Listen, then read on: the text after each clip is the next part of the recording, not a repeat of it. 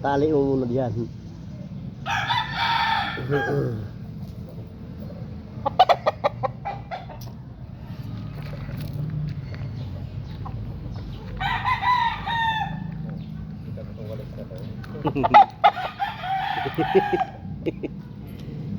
Diba?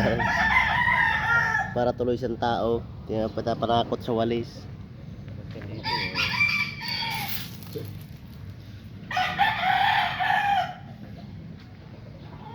Matangkad pa rin talaga ito. May magulang ano? 4 na taon na yan. No?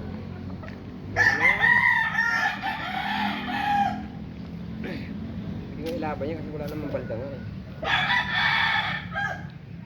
Hindi nga nila basta-basta mga papaano yan. Pag ang makumpleto lang yung pakpak niya, yung pakpak lang. Lalabanan niya ng husto kasi pangit ang buntot eh.